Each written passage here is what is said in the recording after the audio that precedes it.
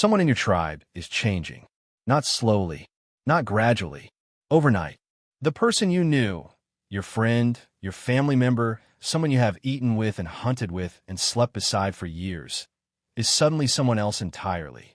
They're screaming at things nobody else can see, convulsing on the ground, speaking in voices that don't sound human, staring at nothing for hours with eyes that look completely empty. You have no word for epilepsy. You have no concept of psychosis. You have never heard the term neurological disorder in your entire life. But something is inside that person, something that wasn't there before, and you have absolutely no idea what to do about it. This is the story of possession before science existed, and it is darker than you think. Let's be clear about something first. Ancient humans weren't stupid. They were observant, experienced, and deeply practical.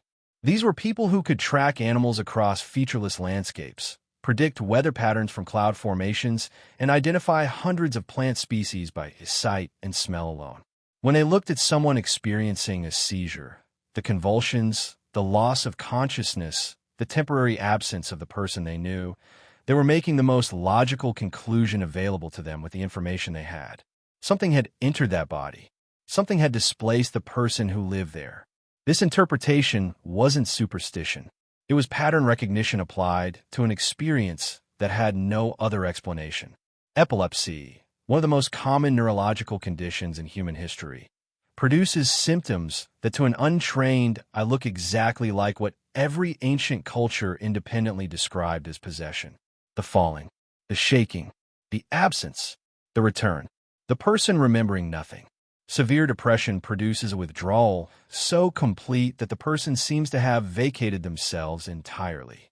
Psychosis produces voices, visions, and behaviors that seem to come from somewhere outside the person experiencing them.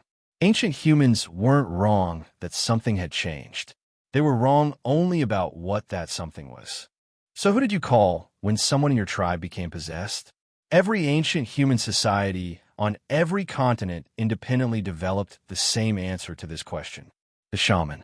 Not a priest, not a healer, not a doctor. Something older and stranger than any of those things. The shaman was the person in the tribe who existed on the boundary between the ordinary world and whatever lay beyond it. They were the negotiator, the translator, the one who could cross into the spirit world and return with information, with leverage, with the ability to make deals that ordinary humans could not. And across cultures separated by thousands of miles and thousands of years, the Amazon, Siberia, Sub-Saharan Africa, Prehistoric Europe, the shaman's methods for dealing with possession followed remarkably similar patterns. First, identification. What kind of spirit was this? A spirit of the dead? An evil entity? A displaced ancestor? The answer determined the treatment. Second, negotiation or expulsion. Either the spirit could be reasoned with, offered something it wanted, and persuaded to leave, or it was hostile and needed to be driven out by force. Third, community ritual. Whatever the shaman did, they almost never did it alone.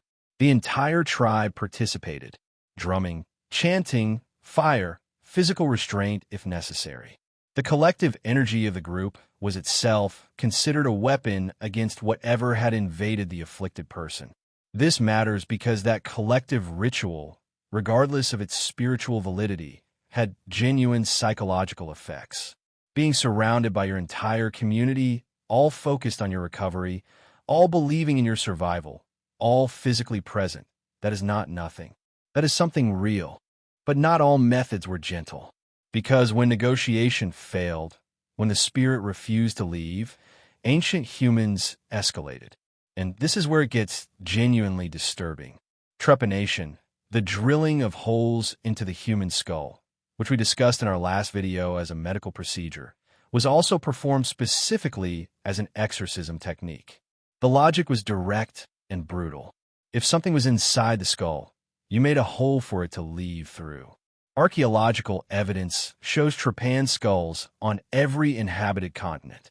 Some show signs of healing. The patient survived. Many do not.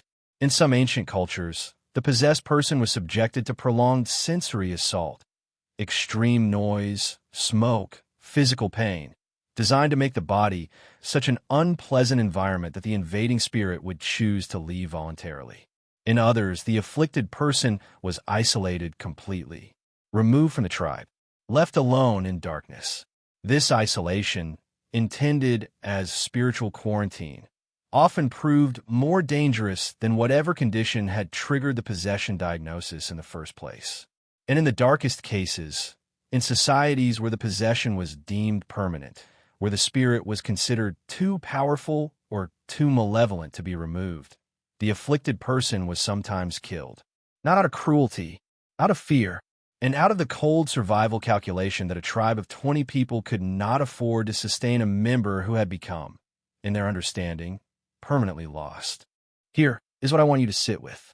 Every single person throughout human history who was diagnosed as possessed, every person who was subjected to exorcism rituals, trepanation, isolation, sensory assault, or worse, was experiencing something real. Real pain, real confusion, real neurological or psychological crisis. They were not faking. They were not weak. They were not spiritually compromised. They were sick.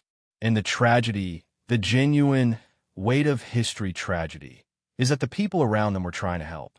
The shaman genuinely believed they were fighting for that person's life.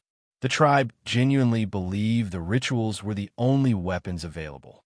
They were not evil. They were not cruel. They were operating at the absolute edge of human knowledge with nothing beyond it. The distance between a shaman performing an exorcism on someone having a seizure and a modern neurologist administering anticonvulsant medication is not a distance of intelligence or compassion. It is a distance of information. That person convulsing on the ground in a prehistoric camp and a person having a seizure in a modern hospital are experiencing the identical thing. Only one of them will be understood. And that gap, that vast, terrible gap between experience and understanding, is perhaps the defining tragedy of human history. We have always been trying to help each other. We have not always known how. Next, ancient humans had no way to know what food was safe to eat and what would kill them.